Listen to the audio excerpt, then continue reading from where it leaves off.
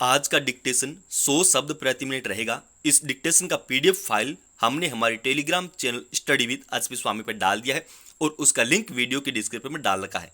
Dictation start होगा 5 second बाद।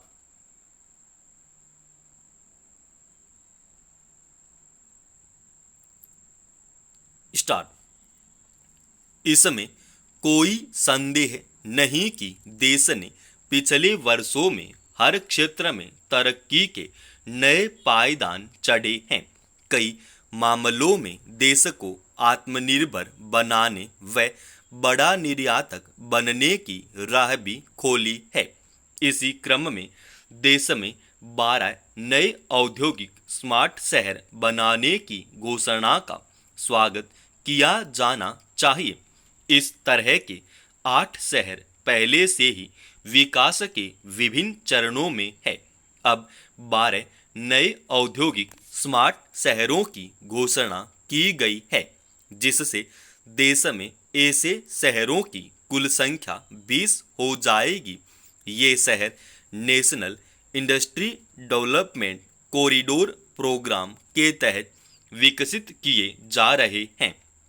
इन शहरों का चुनाव इस तरह से किया गया है जिससे पूरे देश को लाभ मिल सके।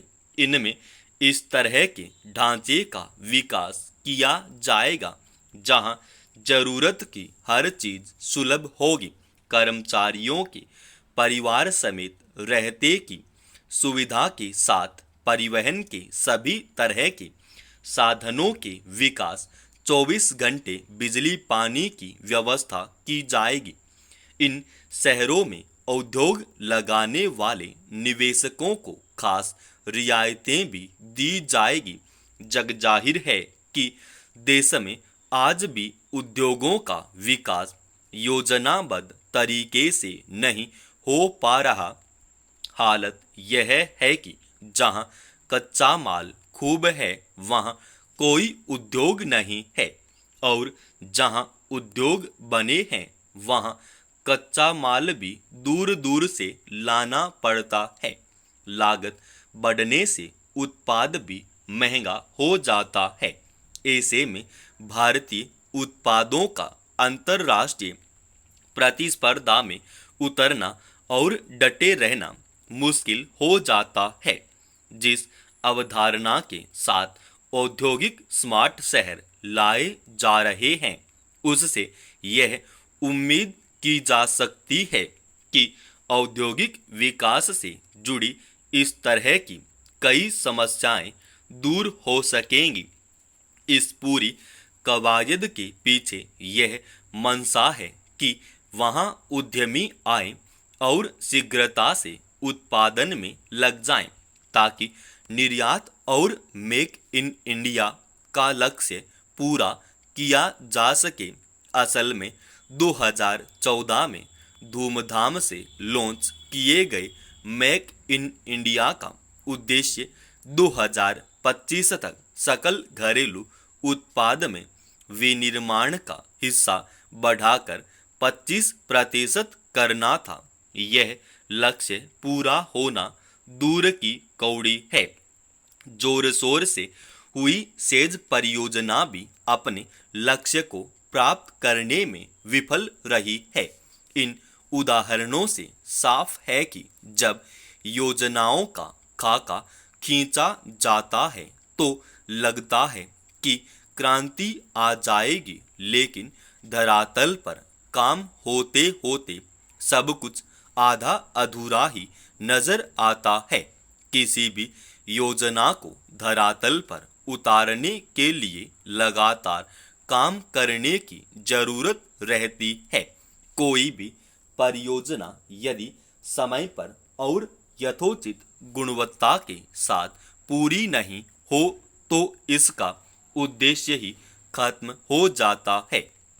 इस तरह पूरी मेहनत, समय और उस पर लगा धन व्यर्थ हो जाता है।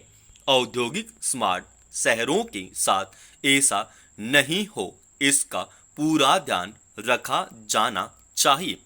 संयुक्त राष्ट्र की भूमिका को लेकर उठते सवालों के बीच अब यह तय करने का समय आ गया है कि उसे अपना वजूद बनाए रखना है या नहीं।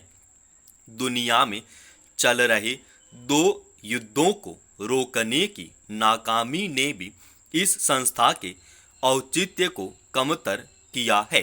द्वितीय विश्व युद्ध के बाद की परिस्थितियों में संयुक्त राष्ट्र की स्थापना का उद्देश्य यही था कि अब इसे युद्ध की नौबत आने से पहले ही उचित कदम उठाए जा सकें, लेकिन देखा जा रहा है कि संयुक्त राष्ट्र सुरक्षा परिषद के स्थायी सदस्यों ने इस संस्था को हाईजैक कर लिया है और उसे किसी अन्य देश की कोई चिंता नहीं है। यही वजह है कि पिछले कुछ दशकों से सुरक्षा परिषद में सुधार की मांग जोर पकड़ रही है। G4 देशों भारत, ब्राजील, जर्मनी और जापान की लगातार मांग के बाद सुरक्षा परिषद में करीब 80 साल बाद सुधार की प्रक्रिया शुरू होने की उम्मीद जगी है, लेकिन इस प्रक्रिया में भी लगातार बाधा डालने के प्रयास किए जा रहे हैं। अभी सुरक्षा परिषद में अमेरिका, रूस, फ्रांस, ब्रिटेन और चीन स्थायी सदस्य हैं, जो पूरी दुनिया का प्रतिनिधित्व करने की स्थिति में नहीं है। पश्चिम एशिया, अफ्रीका, लैटिन अमेरिका, दक्षिण एशिया का इस संगठन में उचित प्रतिनिधित्व नहीं है।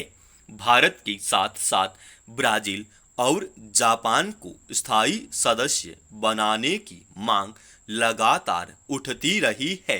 अफ्रीका की दावेदारी को इसलिए भी दरकिनार नहीं किया जा सकता कि संयुक्त राष्ट्र के करीब 1/4 सदस्य इसी महाद्वीप से हैं।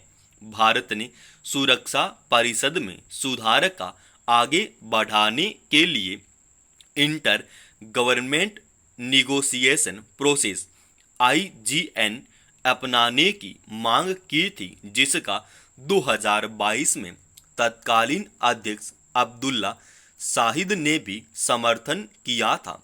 इसी साल सितंबर में होने वाले संयुक्त राष्ट्र महासभा से पहले IGN में जितनी प्रगति होनी चाहिए नहीं हो सकी है। एक बार फिर इसे टालने का प्रयास हो रहा है, जिसका भारत ने जोरदार विरोध किया है। सुरक्षा परिषद में भारत 8 बार स्थायी सदस्य रह चुका है। सितंबर में होने जा रहे संयुक्त राष्ट्र महासभा के सत्र से पहले सुरक्षा परिषद में सुधार की दिशा में कोई खास प्रगति न होना दर्शाता है कि ताकतवर देशों को इसकी चिंता नहीं है। चीन तो कतई नहीं चाहता कि एशिया में किसी और का वर्चस्व बढ़े। वीटो पावर रखने वाले देश किसी भी प्रस्ताव को रोकने की शक्ति रखते हैं। द्वितीय विश्व युद्ध के बाद दुनिया काफी बदल गई है। तब भारत ब्रिटेन का गुलाम था, अब तक ब्रिटेन से बड़ी अर्थव्यवस्था बन चुका है। इस सच्चाई को समझकर ही UN अपना औचित्य बनाए रख सकेगा। समाप्त। दोस्तों, रोजाना ऐसे डिक्टेशन पाने के लिए इस चैनल को आप अभी सब्सक्राइब कीजिए।